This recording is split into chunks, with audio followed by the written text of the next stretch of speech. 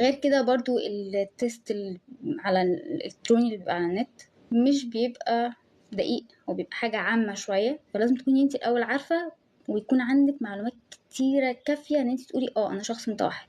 ده في العموم يعني. انا لسه بشخص نفسي بقالي فترة، تنصحيني اتابع مين بحيث اتعلم اكتر وافهمني اكتر؟ بصي، بعيدا عن ان انت تتابعي شخص معين، انا عايزاكي انت الاول تبحثي بنفسك، ابحثي بشكل جنوني، ابحثي على كل حاجة ممكن تبحثي عليها. عارفة مثلا عربي وانجليش، عارفة لغة تانية، ابحثي بكل اللغات، افتحي على كل السيطات، دوري في كل الفيديوهات اللي ممكن تلاقيها، يعني روحي في كل حتة، علشان هي مش من حاجة واحدة.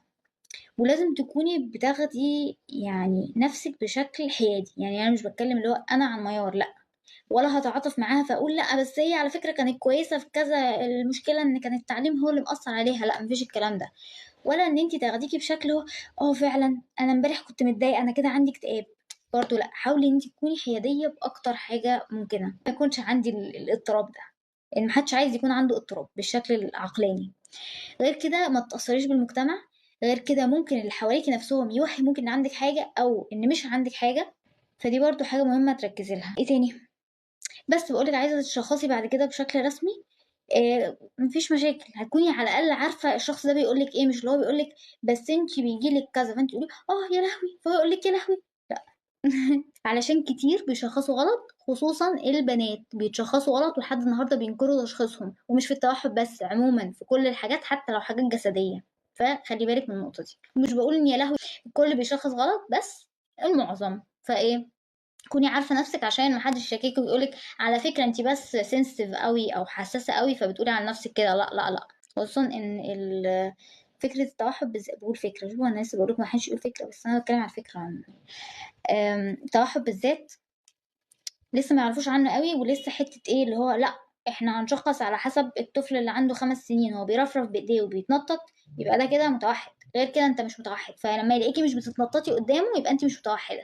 لازم ان احنا نقعد في السيرك عشان نتأكد الناس دي متوحدة ولا لا. طب سؤال تاني، انا شفت كذا فيديو بينصح ان بلاش الشخص يشخص نفسه عن طريق قراية عن مرض، حلوة القراية، قرايته عن مرض بس دي حاجة صح. عادي جدا ان شخص يشخص نفسه. هقول لكم حاجة، طالما انت قاري كويس، المشكلة هنا ان هما بيقولوا لأ ليه؟ لان معظم الناس بتعمل ايه؟ اقرا كده الشخص اللي عنده اكتئاب بينعزل، بيعيط، بيزعق لما حد بيكلمه، يا لهوي انا بعيط وبزعق لما حد بيكلمني وبنعزل، انا كده عندي اكتئاب. ما هو طبيعي ان يكون عندك كل الحاجات دي، بس جاية معاك ازاي وبسبب ايه وليه؟ لازم كمان باقي السؤال ليكي يا روان، الإجابة سوري ليكي يا روان. لازم كمان تسألي نفسك بدأ من ايه العرض ده، وليه بدأ، وليه أنا حاسة بكده، وايه السبب بتاعه. لازم تسألي نفسك علشان كل ده بيفرق معاكي. وحتى اللي بيشخص صح، سواء بيشخص طفلة صغيرة أو حد شحط، هو لازم يسأله الحاجات دي، لأن الحاجات دي مهمة تفرق من شخص لشخص. بالنسبة بقى نرجع تاني لسؤال ان هو يشخص نفسه، طالما انت عارف الاعراض وعارف الحاجة وتاني بتشخص بطريقة حيادية، ومش عندك حتة اللي هو انا بيجيلي صداع انا كده هتوفى بكرة علشان جوجل قال لي انا، مفيش الكلام ده يا جماعة. لازم يكون عندنا وعي شوية ومعرفة كافية بالموضوع، زي ما قلت مش تدوري في سايت واحد، تدوري في 15 سايت، وهكذا وهكذا وهكذا. فبنسبة كبيرة انا شايفة ان التشخيص للذات ما مفيهاش مشاكل، بس تكون متأكد، وعلى الأقل يعني تكون مقتنع بإن أنت بتعمل الحاجة دي صح. علشان ليه الفكرة ايه ان انت اصلا تتشخص ولا ما تتشخصش، ولا الفكرة كلها من ايه؟ انت تفهم نفسك، وان انت تعرف تتعامل مع نفسك بالشكل الاحسن، وتفهم الناس اللي حواليك وتتعامل معاهم بالشكل الاحسن بس.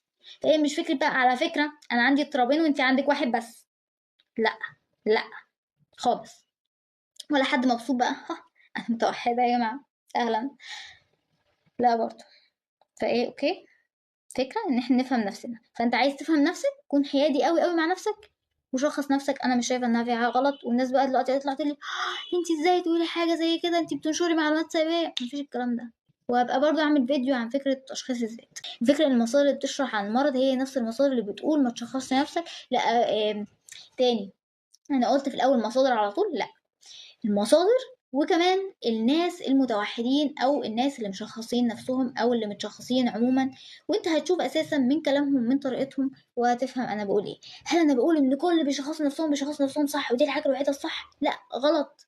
لان مش كل الناس بتاخدها بالشكل الصح. عشان كده مثلا الناس اللي كانت بتقول لي ما ينفعش اختك هي اللي تشخصك، اشمعنى انا ضد كده؟ انا مش ضد كده. انا ضد بس فكره ان ايه، مش كل الناس ومش كل المواقف، في حالات شاذه. غير ان مثلا الطفل المتوحد مين اللي بيشخصه؟ هو بيروح عند الطبيب المتخصص وبيقول له انا عندي كذا وعندي كذا وما عنديش كذا؟ لا، اهله هم اللي بياخدوه، بيحسوا في حاجه غلط، انت مش شبه الاطفال العاديين، بياخدوه كده بيودوه للمتخصص. المتخصص بيقول لهم عنده ايه، ماله؟ يقولوا مثلا ما بيعرفش يعمل كذا، يروح كاتب. طب بيعمل ايه؟ بيعمل كذا، يروح كاتب. بعد كده يقول لهم اوكي ده تشخيصه كذا. فدي الفكره، هو مش بيشخص نفسه، لكن اهله هم اللي بيشخصوه، يعني اقرب حد ليه، يعني ينفع الاهل هم اللي يشخصوا. فدي برضو حاله شاذه من حته ان الاهل هم اللي يشخصوا، لان هم اللي بيكونوا اقرب وهم اللي بيكونوا عارفين البيهيفير اكتر. زائد ان ما ينفعش اساسا ان حد يشخصك، زي انت مثلا تقول انا هروح لمعالج هو اللي يشخصني، ما ينفعش ان هو يكون يشخصك الا لما يكون عارفك بشكل كويس او بشكل شخصي. خصوصا ان التوحد ما طلعش زي الفكره اللي عند الناس اللي هو بتاع كانر سيندروم، اللي هو التوحد الكلاسيكي. خصوصا عند البنات هتلاقيهم عندهم تواصل اجتماعي، هتلاقيهم عندهم تواصل بصري، هتلاقيهم عندهم شايفين انا بتكلم كام كلمه في الثانيه، بيتكلموا كتير. فانت مش هتقول اكيد الشخص عنده توحد، لان مليون في المية الحاجات دي مش موجودة في الشخص المتوحد الشخص الكلاسيكي. لكن لو حد يعرفني قوي هيعرف ان انا متوحدة بس في الحاجات دي علشان انا بنت. وبيختلف تاني من حد لحد، هتلاقي بنات ما عندهمش الحاجات دي. بس انا بتكلم، فالفكرة هنا ان ايوه التشخيص الذاتي طالما انت عارف نفسك من وانت قد كده اهو، طالما الحد اللي عايش معاك عارفك وعارف ان عندك كذا كذا ومريت بكذا كذا، ينفع ان انت تشخص نفسك. فبعيدا عن المصادر دي هتلاقي ناس تانية وناس متخصصة هتلاقيهم بيقولوا ان التشخيص الذاتي معترف بيه.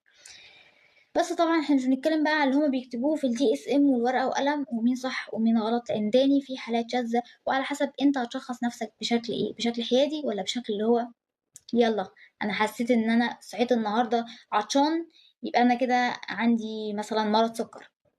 ما ينفعش.